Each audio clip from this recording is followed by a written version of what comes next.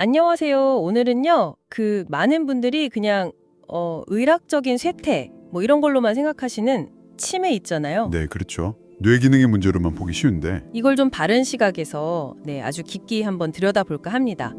정신적인 차원, 무의식의 영역에서는 이게 또 어떤 의미가 있을지. 네, 좋은 접근이신 것 같아요. 특히 칼 융, 분석 심리학적인 관점을 좀 빌려오면요. 이게 단순한 기억 상실이나 인격의 붕괴 이런 것만이 아닐 수 있다는 거죠. 아, 단순한 붕괴가 아니다. 네, 어쩌면 한 사람의 영혼이 마지막 여정을 가는 과정에서 보내는 어떤 상징적인 메시지일 수도 있다. 이런 가능성을 한번 이야기 나눠보려 합니다. 와, 영원의 마지막 여정이라니 흥미롭네요.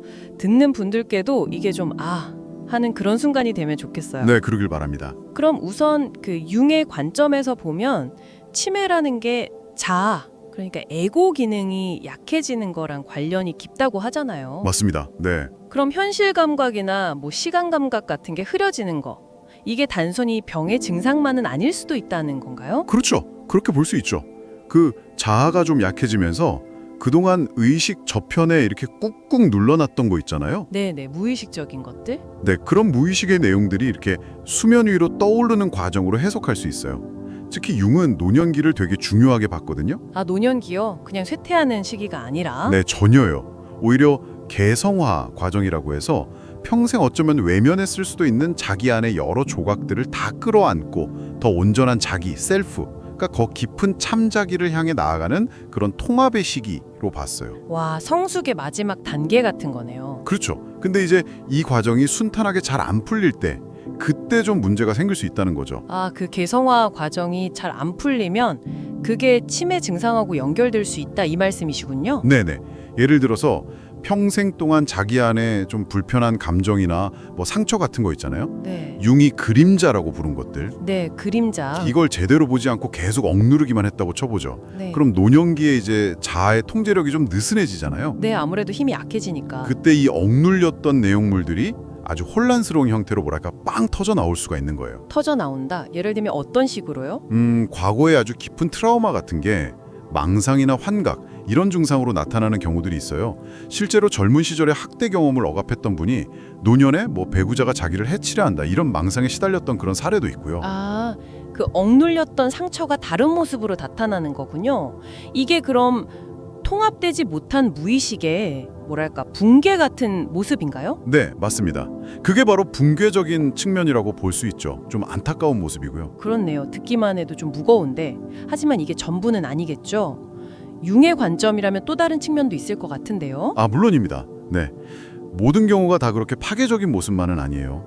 어떤 때는요, 오히려 자아가 약해지면서 더 깊은 무의식의 세계로 아주 평화롭게 돌아가는 듯한 모습도 보여요. 평화롭게 돌아간다. 그건 어떤 거죠? 예를 들면 우리 모두가 공유하는 어떤 보편적인 상징이나 기억의 바다 같은 거 있잖아요. 집단 무의식이라고 하는. 네, 집단 무의식. 혹은 아주 근원적인 기억 같은 걸로요. 현재 가족들은 잘 못 알아보시는데 아주 어릴 때 어머니랑 같이 불렀던 동요 같은 걸 아주 평온하게 혼자 흥얼거리시는 할아버지 모습 상상되시죠? 아, 네네. 그럴 수 있겠네요.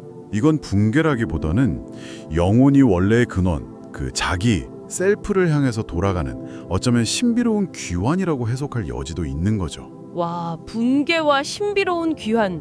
정말 상반된 모습이네요. 흥미롭습니다. 근데 여기서 한 발 더 나아가서요.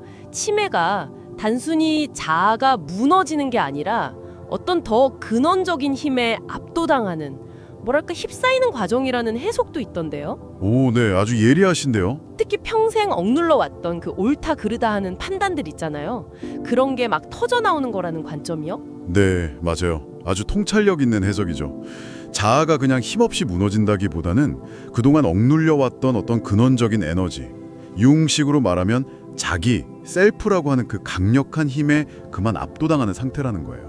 마치 작은 배가 거센 파도에 그냥 휩쓸려 버리는 것처럼요. 그렇죠. 딱 그런 비유죠. 듣고 보니 우리가 흔히 노인성 구집이다 이렇게 쉽게 말하는 경직된 모습들 있잖아요. 자기 중심적이거나 흑백 논리 강해지시는 거. 네네, 주변에서 보기도 하죠. 그게 사실은 평생 동안 억눌러 왔던 어떤 도덕적 판단이나 강한 감정들 이런 것들이 뒤늦게 그냥 확 폭발하는 걸 수도 있다는 거죠. 아, 그렇군요. 단순히 성격 변화가 아니라 그런 내면의 역동이 있을 수 있다는 거네요. 네, 그렇게 연결해서 설명할 수 있습니다. 그렇다면 중요한 건 붕괴냐 휩싸임이냐 그 현상 자체가 아니라 그걸 우리가 어떻게 받아들이고 또 통합해 나가느냐 이 문제겠네요. 정확합니다. 네. 그럼 여기서 판단 중지 그리고 내면으로 향하는 것 이게 어떤 치유나 통합의 열쇠가 될 수 있을까요? 바로 그겁니다. 이 관점에서는 핵심이 그거예요. 이건 옳다, 저건 그르다 이런 식의 이분법적인 판단을 일단 좀 내려놓는 거죠. 판단을 멈추고 네. 그리고 내 안에서 지금 막 벌어지고 있는 이 혼란스러운 전쟁터 같은 풍경을 그냥 좀 고요하게 바라보는 연습이 필요한 거예요. 관찰하는 나를 키우는 거죠. 아 관찰하는 나. 네.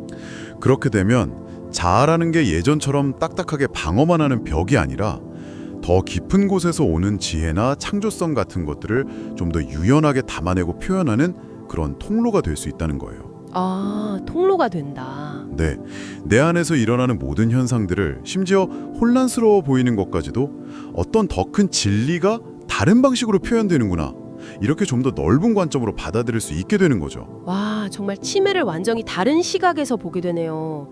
단순히 뇌 기능이 떨어지는 문제가 아니라 한 사람이 평생 자기 무의식이랑 어떻게 관계 맺고 살아왔는지를 보여주는 어쩌면 마지막 거울 같기도 하고 그렇죠. 거울일 수 있죠. 때로는 그게 또 굉장히 깊은 영적인 여정의 한 단면일 수도 있겠다는 생각도 들고요.